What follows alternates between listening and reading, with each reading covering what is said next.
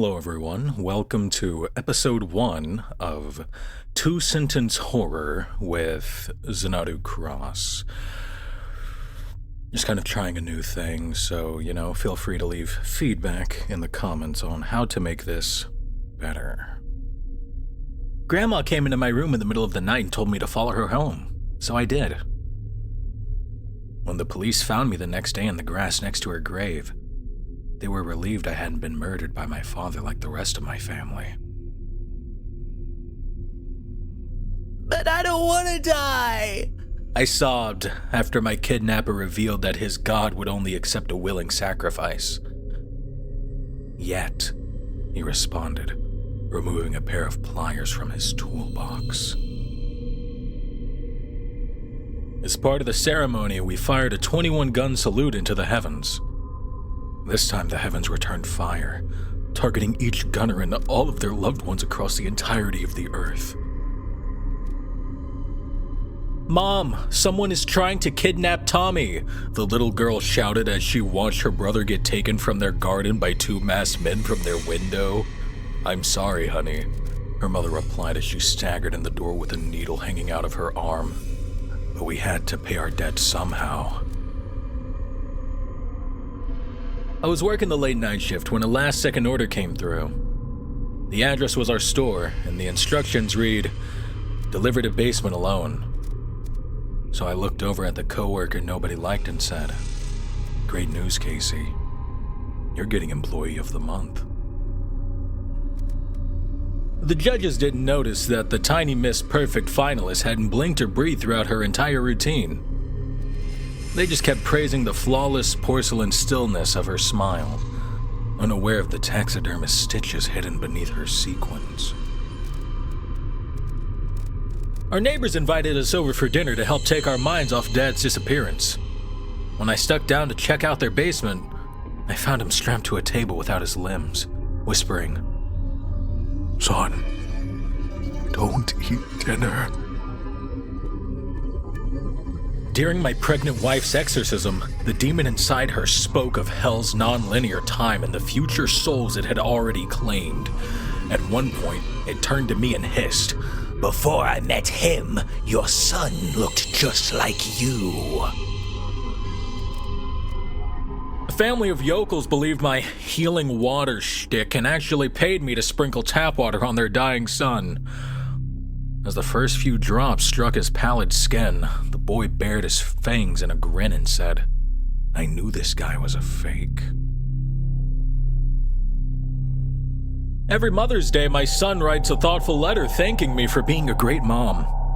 This year, he wrote the letter on a stone slab and signed my name and birthday for some reason.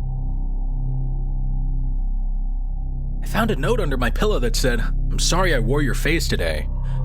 And my wife knocked on the locked bathroom door and whispered, "Please tell me it's really you this time."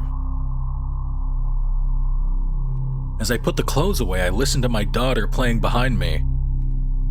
I turned as she caught a ball thrown from inside of the mirror. I pulled the trigger and the bullet flew out of the gun. But it's backwards bullet. She sprinted down the hallway as soon as I cried out, "Mommy!" With moments to spare as she ran, I swallowed the rest of her son, perfecting my imitation of him, still ravenous. "You're under arrest for reckless driving," said the officer. As I plead my innocence as he puts me in the back of his car, he leans close and whispers, "Play along so we both don't get killed by the thing in the backseat of your car." Normally I move on after one night, but I really like you. It would be a hassle to keep sedating though, so I'll have to do something else to keep you from wandering off, they explain as they line up the drill with my kneecap. My daughter was told that if she failed her test, she would be executed in front of her whole family. She thought I was bluffing until she came home with another F, and I dragged her outside and threw the rope over the branch of that tree. After I died, I could still see and feel everything. Bad thing I chose to get cremated. I keep hearing scratching from behind the walls in my bedroom. As the fresh paint and plaster dries, I wonder how long it's gonna take that guy to die.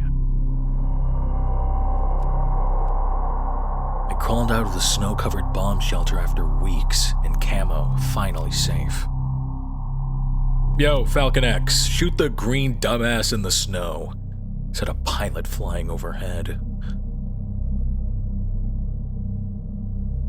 The screaming, the begging, the pools of blood. I just wanted to stop. But a guy's gotta eat. And that's gonna wrap it up for episode 1, is that what I called this? Of 2 Sentence Horror. Alright, I hope you enjoyed. And now, to thank our Tier 3 Patreon members.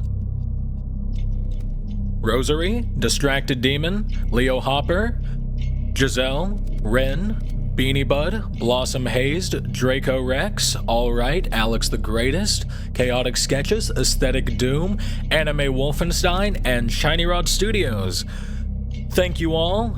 Be sure to like, subscribe, all the things, and I will see you on the next video.